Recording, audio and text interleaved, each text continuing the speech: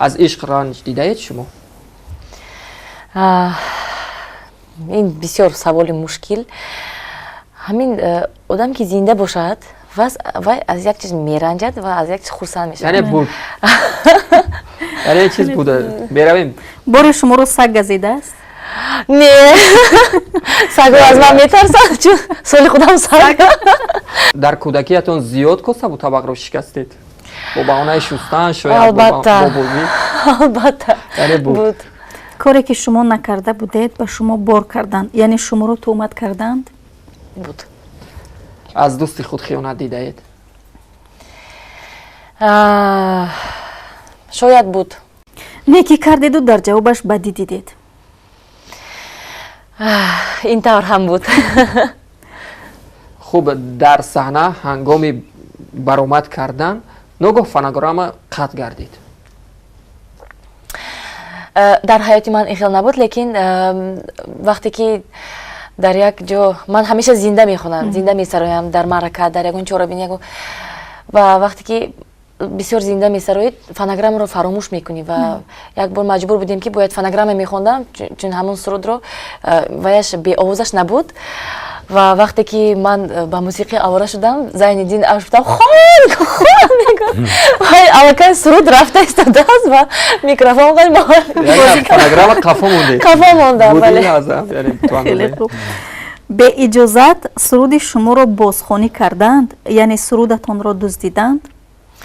وقتی که سرودی مرا میخونن من این رو همچون دوست حساب نمیکنن چون که من فخر میکنم یا اینکه به من معقول است که سرودی من با یک کسی دیگه معقول شد. وقتی سرودی میروی تو یارم میمانی در یادم رو قادر اشپاری در امریکا با همین طرز افغانی کرده خوانده بودن، بعد از یک سال به من زنگ زده گفتن که عذر که من به پرسش به اجازت شما همین سرودتان رو بسیار دوست داشتم و خواندم.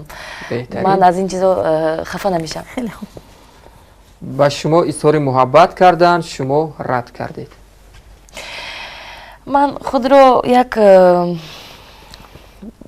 از طرفی بد نشان دادن نمیخوام، لیکن با همه اظهار محبت من همراضی شدن نمیتوانم. درست است. بله. دروغ گفتید و پشیمان شدید؟ بود. بسیار. مخلصانتون توسط زنگ‌های بی‌مورد خاطرتون رو آزرده کردن یا نه؟ بود. از خاطر همین ما مجبور میشویم که بسیار وقت رقم های تلفن رو عوض کرده میستم، لیکن همین رقم هایی که جدی برای کار برای وای باشد همیشه هست در دستی خواهرم یا اینکه دادرم. معلمان از بالای شما با والدانتان شکایت کرده بودند؟ نه من چون که شما دختری گبدرا همه بهای گبدرا و در مکتب هم در تمام چهاربینی ها سرود میخوندم، اشتراک میکردم فعالانه. یعنی فعال بودید؟ البته. هنگام زنده سراییدن متن سرود رو گم کردید یا نه؟ من در کنسرتم سخنها رو میمونیم. البته در همین کنسرت هم بود که همین تیز خوندم در کار از پشتش وای کردم میتونم موسیقی رفت ایستادن یگان چی میبرد میبرد. البته خیلی اینم طبیعی است، زنده است. خیلی خوب. کرته دوست داشته‌تون رو با دستمال سوزاندید یا نه؟ بود. وقتی که من یک روز سراسیمه بودم و کنسرتی دولتی در ولایت سوخت به قریبی بود، بعد پوشیدم و اینجاش به من معقول نشد. همین دستمال چسباندم که وای همین چسبید.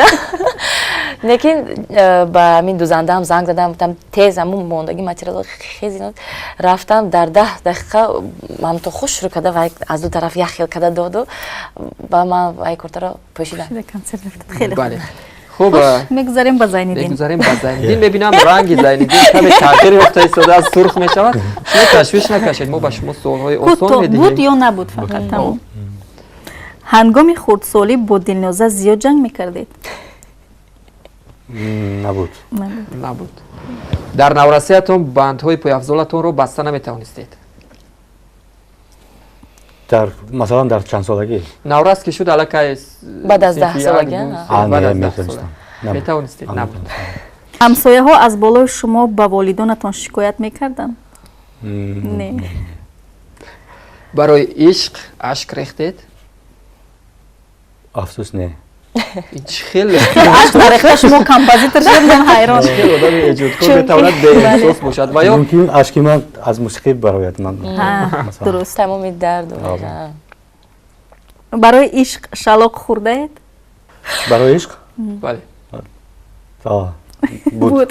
муҳаббатро рад кард баъдан боз шапотӣ зад ҳамин хел Не, баръакс шуд. шумо рад кардед ва шуморо зад. хеле боре оҳанги шуморо дуздиданд?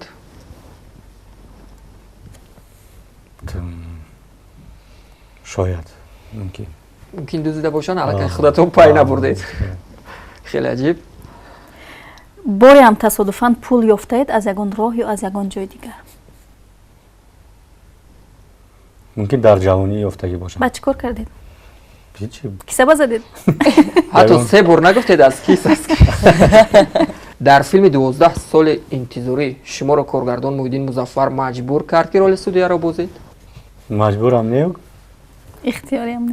Ихтиёрам буд. қариб ки маҷбур. боре хӯрок пухтаед? Албатта. либос шуштаед? Албатта. аз занатон метарсед? албатта. Албатта не. албатта Не. боре аз асп ба замин афтидаед?